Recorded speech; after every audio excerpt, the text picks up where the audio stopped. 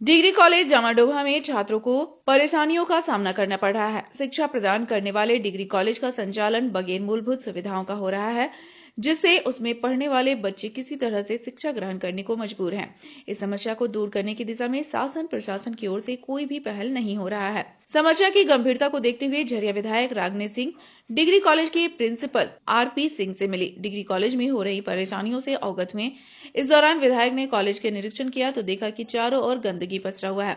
College में पढ़ रहे बच्चों को पानी खरीद कर पीना पड़ रहा है। डिग्री कॉलेज के प्रिंसिपल ने बताया कि जिला प्रशासन को अवगत करा चुके हैं, लेकिन अभी तक किसी तरह के कॉलेज को सुविधा नहीं मिला है। हम लगातार प्रयास कर रहे हैं। मौके पर उपस्थित छात्राओं ने बताया कि कॉलेज की बिल्डिंग बहुत अच्छा है, मगर सफाई व्यवस्था पूरी तरह से बेकार है। पीने का पानी नहीं है, बोरिंग का पानी खारा है। शौचालय की सफाई करने के लिए एक भी सफाई कर्मी नहीं है। कॉलेज में छात्र छात्राओं की संख्या लगभग 1400 है। प्रतिदिन लगभग 800 विद्यार्थी पढ़ने आते हैं और आने जाने वाली सड़क मार्ग बहुत अच्छी है। शौचालय है पर एक भी साफ नहीं रहता। कॉलेज की लड़कियों को काफी दिक्कतों का सामना करना पड़ता है। किसी क्लासरूम में ब्लैक बोर्ड नहीं है। सुरक्षा व्यवस्था के किसी तरह का नहीं है। मेन गेट से लेकर क्लासरूम तक कोई कब कैसे पहुंच जाएगा, कोई रोक टोक नहीं करता। बिजली गुम होने के बाद डीजी जनरेटर भी नहीं चलता। कॉलेज में मात्र 3 क्लर्क है, जिसमें 2 कंप्यूटर पर है। मजेदार बात है कि अक्टूबर माह से आए नॉन टीचिंग स्टाफ को पेमेंट नहीं हुआ है। कॉलेज में अभी भी गणित, मनोवैज्ञानिक, जीव विज्ञान, वनस्पति विज्ञान विषयों के शिक्षक नहीं है। कॉलेज कैंपस के आसपास झाड़ जंगल से घिरा हुआ है। क्लासरूम में सांप घुस जाता है। पढ़ाई के वक्त बच्चों के बीच भगदड़ मच जाती है, जिस पर विधायक रागनी सिंह ने कहा कि जल्द ही डिग्री कॉलेज की समस्याओं का मामला उठाएंगे। बच्चों के भविष्य के साथ किसी तरह का खिलवाड़ नहीं होने देंगे। बच्चों को बेहतर शिक्षा मिले, कॉलेज में हर सुविधा मुहैया कराई जाए। देखिए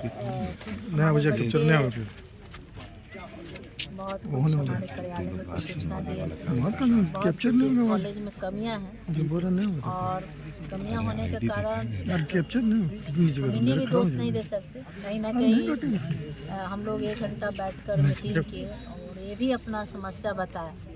2 साल मतलब कहा जाए तो 5 साल सरकार द्वारा कहीं भी कोई सुविधा इस कॉलेज के नाम पे नहीं आई और ना ही हो सकता है कि क्या सुविधाएं आई हैं और नहीं आई, वो तो अलग विषय है। और यूनिवर्सिटी से भी जो सुविधा मिलनी चाहिए इस कॉलेज में, जबकि मूलभूत सुविधा जो होती है, ना सफाई है, ना यहाँ कोई गार्ड है और आप बाथरूम का जो हालत जाकर देखिए कि बच्चे हमारे कैसे, जबकि यहाँ पीने का पानी तक नहीं है। हमारे बच्चे अपने से खरीद कर पानी पीते हैं। तो सोचिए कि बल्कि और उल्टा 5 साल लगातार प्रयास किया गया कि कॉलेज को कैसे इसको बंद किया जाए। उल्टा यही प्रयास रहा 5 साल, जिसका देन है कि आप पूरा कैमरा घुमाकर देख सकते हैं आगे से पीछे तक कि अगर थोड़ा सा भी इसमें अगर किसी का प्रयास रहता तो आज झरिया के एक सबसे खूबसूरत ये डिग्री कॉलेज है, माननीय विधायक जी द्वारा उस समय बनाया गया था। और ये कोई हमारा पर्सनली ये कॉलेज नहीं है, हमारे क्षेत्र के लिए है, जबकि जगह जगह से हमारे बच्चे आए और जो भी लोग यहाँ जो अपना बोर्ड लगाया, कम से कम एक ब्लैक बोर्ड लगा देता तो हमारे बच्चे को पढ़ने में, क्लास करने में सुविधा बढ़ती। इसी बोर्ड लगाने का शौक जरूर था, लेकिन कॉलेज में क्या साधन चाहिए उसकी चिंता नहीं थी। और लगातार बल्कि हमारे प्रिंसिपल साहब को भी टॉर्चर किया गया कि इस कॉलेज को बंद कर दिया जाए, ये भाग जाए, यहाँ के कोई भी कर्मचारी ना रहे।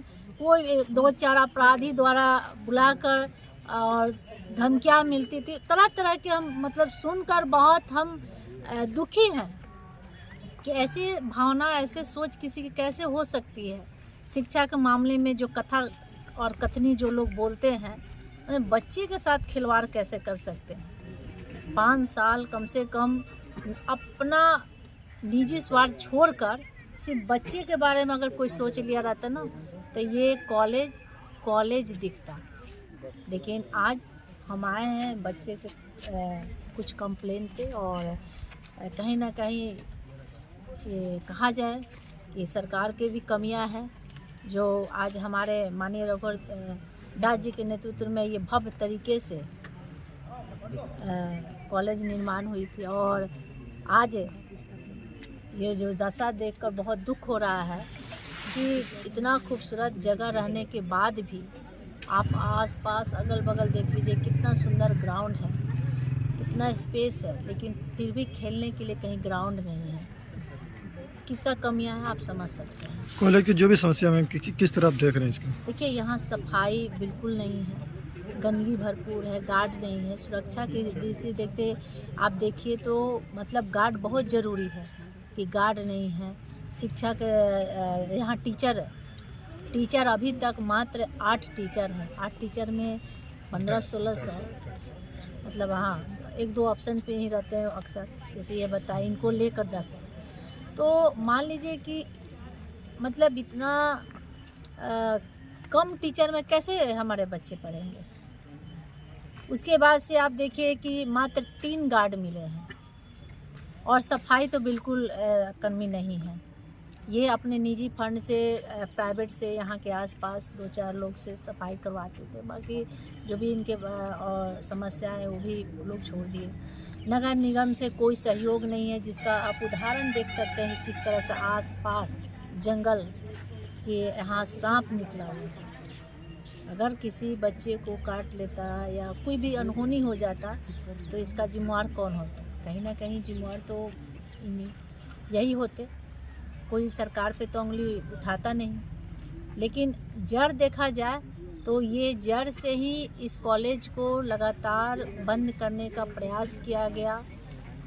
लगातार इसमें कोई भी साधन ना हो, उसको लेकर ऊपर से लेकर नीचे तक प्रयास एक ही रहा, इस कॉलेज में कोई बच्चे नामांकन ना कराए और ना ही कोई बच्चे यहाँ आए और ना ही इस कॉलेज को आगे बढ़ाना है या कोई भी बेहतर सुविधा इस कॉलेज में देना है। या बच्चे हमारे आज देखिए 1500 तक हमको लगता है कि 2 साल में ही हो चुके हैं और अभी भी मतलब एडमिशन के लिए बहुत सारे लोग आते हैं। तो सोचिए कि लोगों के अंदर बहुत इच्छा और खुशी है कि हमारे क्षेत्र में इतना खूबसूरत कॉलेज बना है, लेकिन दुर्भाग्य है कि इस कॉलेज में कोई साधन नहीं है। यहाँ एक कैमरा होना चाहिए सुरक्षा के दृष्टि देखते हुए, वो भी नहीं है। तो कमियां ही कमियां हैं इसमें, एक कमियां नहीं, 1000 कमियां हैं, जिसे हम मिलकर इसे दूर करेंगे और इस कॉलेज को खूबसूरत बनाएंगे। मेरा यही उद्देश्य है। देखिए, बच्चों की जो समस्याएं हैं वो जेन्युइन समस्याएं हैं। सफाई की व्यवस्था, स्वीपर नहीं होने की वजह से, स्वीपर का एक भी पद सरकार द्वारा यहाँ पर नहीं चिन्हित है। तो स्वीपर नहीं होने की वजह से वॉशरूम वगैरह गंदे पड़े हुए हैं। कुछ दिनों तक मैंने अपने निजी फंड से, अपना पर्सनल फंड से हमने साफ सफाई रखने की कोशिश की, लेकिन जब ये आश्वस्त हो गया कि अब यहाँ पर कर्मचारी हमको नहीं मिलेगा, तो आखिर मैं और किसी को कितने दिन तक पेमेंट करके, अपना पॉकेट से पेमेंट करके करूँगा। मैडम ने कहा कि 1400-1500 बच्चों का एडमिशन है। यहाँ पर 1400-1500 को बच्चों का एडमिशन इसलिए है कि हर सब्जेक्ट में सीट लिमिट किया हुआ है। यदि सीट लिमिटेशन के बार को हटा दिया जाए तो हर साल 1200 से कम बच्चों का एडमिशन नहीं होगा, क्योंकि हमारे यहाँ हिस्ट्री में 400 एप्लीकेशन पढ़ते हैं, जिसमें मात्र 70 लड़के ही एडमिशन ले पाते हैं, क्योंकि मेरा लिमिटेशन है।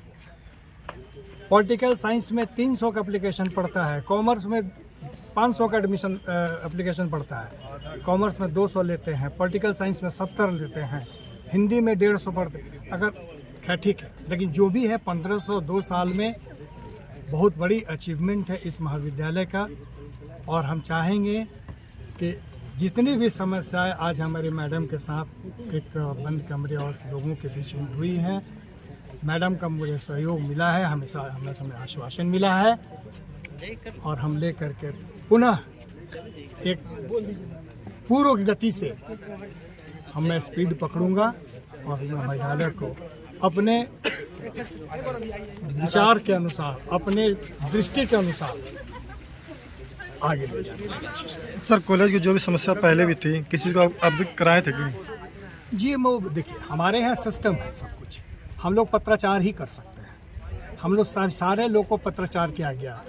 नगर निगम के नगर आयुक्त से आज हमारी सवेरे बात हुई है, वो बोले कि हम कैंपस के अंदर काम नहीं कर सकते, बाहर काम कर सकते हैं।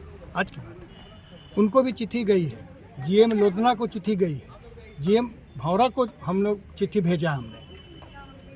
ठीक है, हम उन पर प्रेशर नहीं बना सकते हैं, हम उनको रिक्वेस्ट कर सकते हैं, लेकिन माने तो ठीक, लेकिन उन्होंने शायद उतना तवज्जो नहीं दिया और स्थितियाँ आपके सामने हैं सर। आज जो विधायक रागिनी सिंह आए क्या उनके साथ क्या बात हुई है? हम उम्मीद करते हैं कि मैडम का सहयोग मिले और कॉलेज निरंतर आगे बढ़े।